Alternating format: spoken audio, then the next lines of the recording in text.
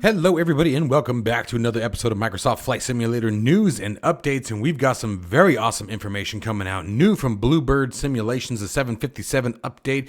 We have a new flight stick and throttle coming out from Turtle Beach. The Pimax Crystal has added a new venue of purchase, as well as much more, guys, so stick around.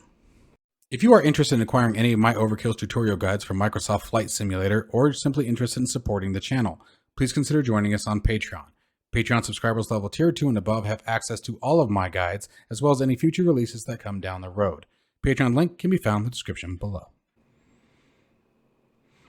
All right, you guys, so we're going to start out with what I feel is the most exciting piece of information, and that is new information on the Bluebird Simulations 757.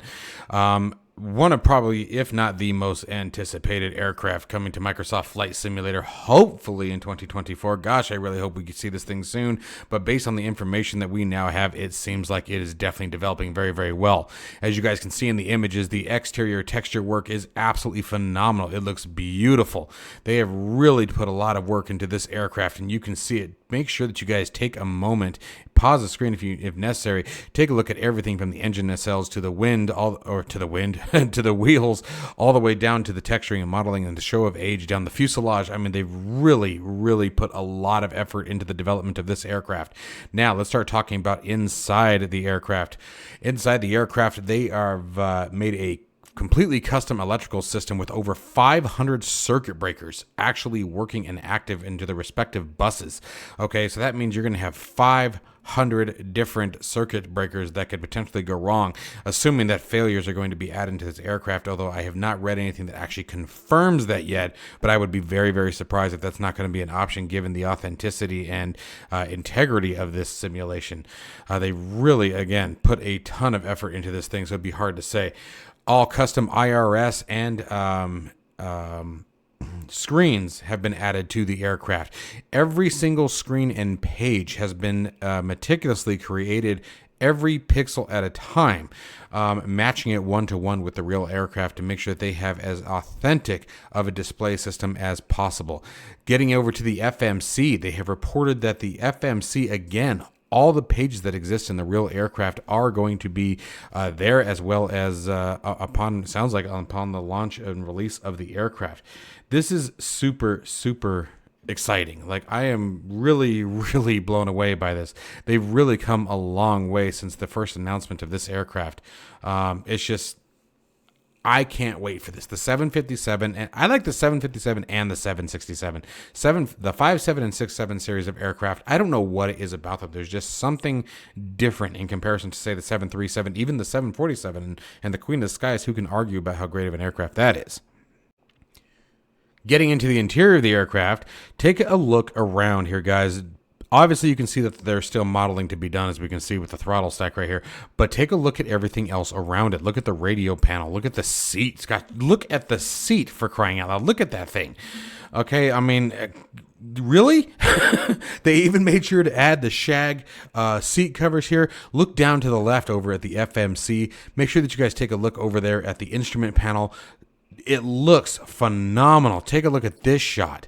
One of the things that they have stated in their previous update was that they completely reworked all of the interior textures to make the cockpit and the flight deck, if you will, look as authentic and real as possible.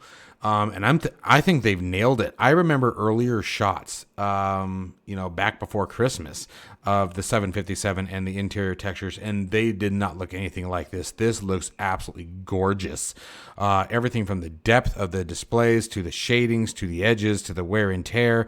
Really phenomenal. I am super excited for this one to come out. I cannot wait, you guys. So I hope you guys are just as excited as I am. This is probably, for me, it is definitely the most anticipated of the commercial aircraft to hit the flight simulator. I mean, and that's even more than the A380. And the A380, I can't wait for, fly-by-wire's A380, which honestly I haven't heard anything about that in a while, so maybe we'll get some news on that. But the 757, I cannot wait for this aircraft to reach the sim. All right, so next up on the list, you guys, we have a new HOTAS making its way over to PC. VelocityOne is launching their flight deck. Again, as you guys can see, it's a full stick and throttle configuration. Now, it's got a couple of neat features that are already impressive to me. Now, I'm going to give you guys a heads up too. I actually have one of these on the way. VelocityOne and Turtle Beach were kind enough to ship one to me for review. Hopefully it will be on its way, I would hope, before the end of the week. I will keep you guys updated. Obviously, you guys will see a video. Now, one of the things that's really exciting to me right away, you guys, is the touchscreen. That right there that's on the display. I'm curious to see what the configuration options of that are going to look like. It could have some very serious benefit if the customization options are open, meaning that if I can take those buttons and turn them into anything that I want, for example, just any other button, with multiple pages, you could really take advantage of that in a big way. Now, the drag about that is it's not going to be particularly effective in VR, obviously, and so as a VR player, you may have to take that into consideration. However, with everything else that it has available to it, that obviously may not be much of an issue. So again, it is very nice to see more and more competition coming out, no matter what it is and who it's from at this point. The more competition we get on the market, the better it's going to be for us as the end consumers. Now, VelocityOne has definitely prided themselves in creating combination systems that use a one-stop shop purchase. The flight stick obviously has the twist grip, as you guys can see, for rudder control. You have the pedal switch up front. And looking at this, they actually at least it looks as though they put a lot of thought into this. You got multiple hat switches down there on the throttle. You got multiple hat switches up there on the flight stick, landing gear control, radials down there. Now, the radials look like they're axis because you can see a minimum and a maximum turn. That one up at the top left or the top of the throttle there has me kind of curious as to if that's a full turn. I'm kind of hoping they're actually continuous turn. If they're continuous turn, that opens up the customization options even further. The rotary that you guys can see there at the thumb position on the throttle definitely reminds me sort of as where Virpil went with theirs for the radar control axis that we commonly use it for. So I am excited to see this one. I am a flight stick flyer. I use the flight stick, the Virpil configuration far more than I use GA configuration in my cockpit, simply because it's so much easier to swap between aircraft. Yes, it's not as authentic when you're flying an aircraft with a yoke and using a flight stick, but everything else, it's very, very convenient. So this definitely caught my attention. I will let you guys know as soon as it arrives here at the house, and we're ready to do our review, so keep an eye on the channel for that if you're interested in further information on the VelocityOne Flight Deck. A real quick announcement from Pimax. Now, I'm going to be the first one to say, you guys, I've said it in multiple videos, I do not beat around the bush with this. I am a Pimax fanboy. I have purchased and owned every single release Pimax has ever put out, as well as multiple Oculus releases, and even the EP4. I can't remember that one I didn't recommend. But anyways, Pimax is now selling the crystal over on Aerosoft. So if you guys want another reseller that you take a look at, that is definitely the way to go. However, if you guys are looking to purchase a Pimax crystal, make sure you guys check the links down in the description below, as you can save you guys a little bit of money by using my coupon code that is available again down in the description. Being blunt and a real quick talk about on the Pimax crystal. The Pimax crystal does require a bit of configuration as far as getting the settings comfortable for you. OpenXR, I would say, is definitely a key factor, and I would almost dare say a requirement in order to get a smooth experience with the Pimax crystal.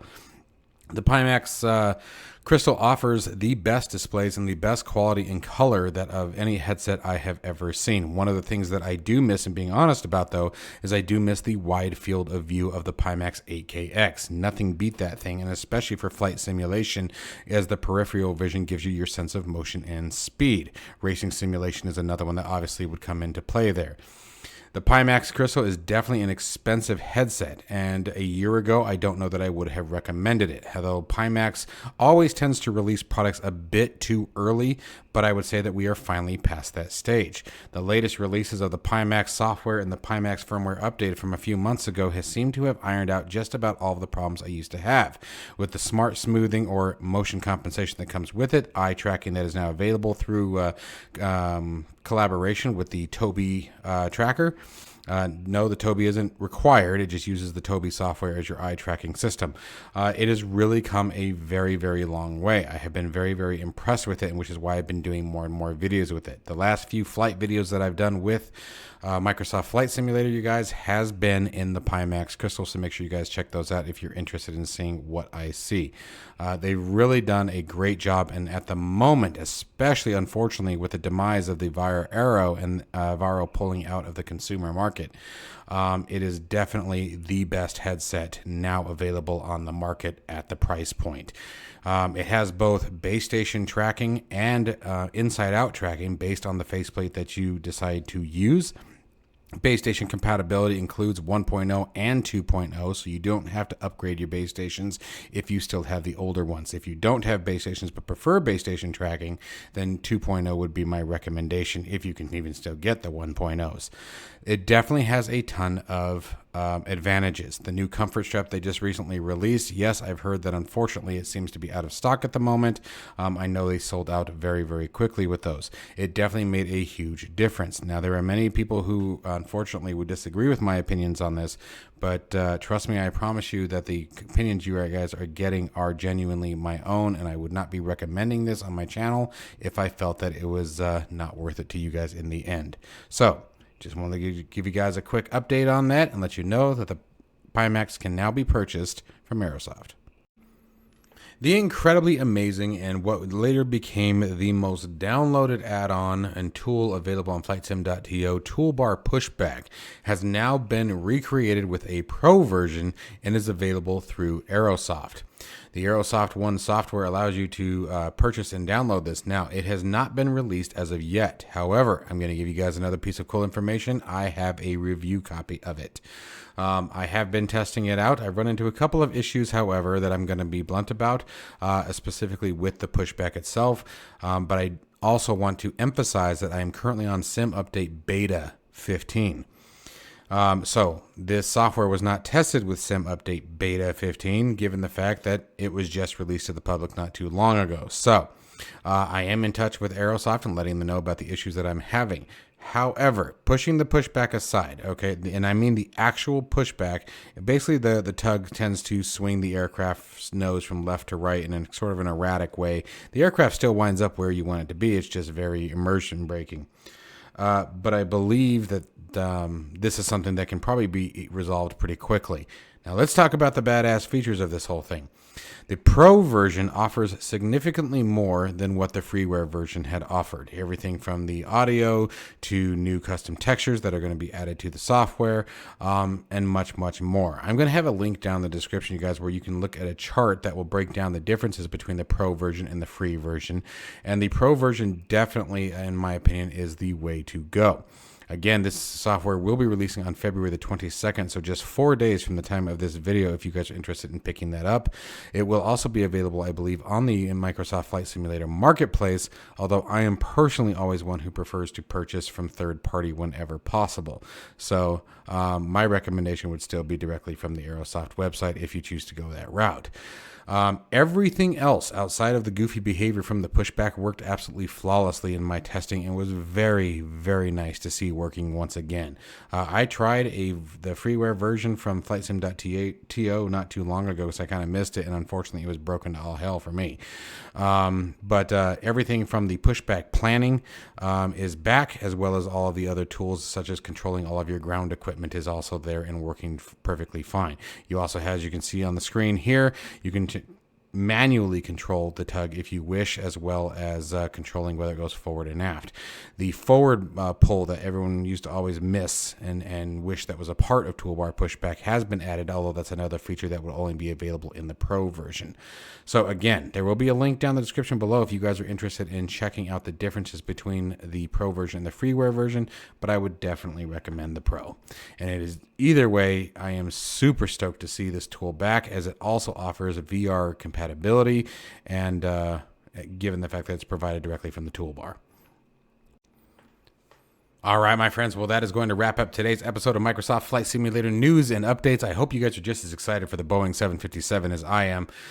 This was, in my opinion, the best news that was currently available in this particular video. I am super excited for this aircraft, and they're really putting a lot of work into it. So, as always, guys, I want to wish you all a very happy Monday. I hope the week goes nice and smooth for you all. Stay tuned to the channel. We've got tons of exciting things to talk about, some new software where I'm going to be showcasing here on the channel this week, as well as, of course, continuing on with just our cool flights. Stay safe and healthy, folks. Have a wonderful week. I'll see you in the next one.